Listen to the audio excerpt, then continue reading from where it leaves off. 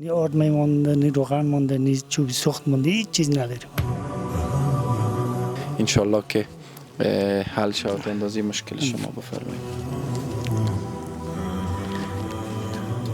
بسم الله الرحمن الرحیم. دوستان عزیز، بازم در ولایت غور هستیم. ما به دنبال خانواده های نیازمند میگردیم. خانواده دیگه را پیدا کردیم.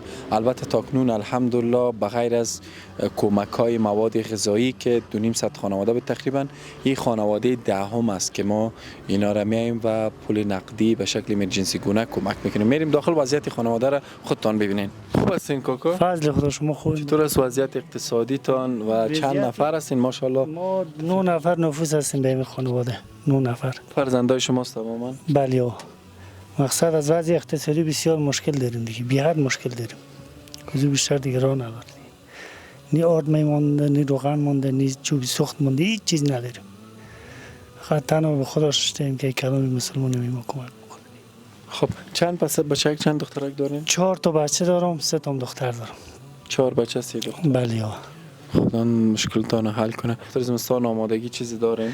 نه دیگه زمستان هیچ چیز بوده. یک ازی پیش یک کم و بیشی داشتیم که تیرما کارگر بودیم، کار کردیم و هم خلاص شده برفت پشت کار خودی. کسی براتون کمک نکرده تا هنوز؟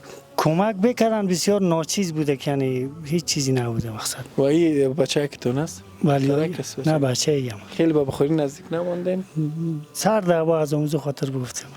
خیلی نزدیک یک پلست است. یا مالا خاموش دیگه چیزی به داخل یا نه. خدای ناخواسته بیرون ببرین که سرد و یخ. نه بیرون نمیبریم. فرزند کلانتان پسر از دختر؟ پسره. پسر از کار نمیکنه بیرون؟ نه. خدا مشکل شما را حل کنه و از تمام غوریان عزیز میهنان ما را حل کنه. واقعا دوستان از شرایط سختی است. یک چیز ناچیزی از به شما میتونیم حساب کنین انشالله که حل شود. اندازی مشکل شما بفرمایید.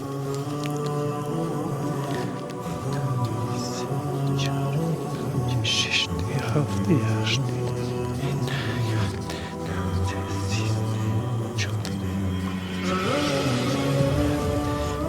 9000. بله. با خیر استفاده کنین انشالله. زنده باشید. بخیر. ممنون از شما. خیلی ممنون.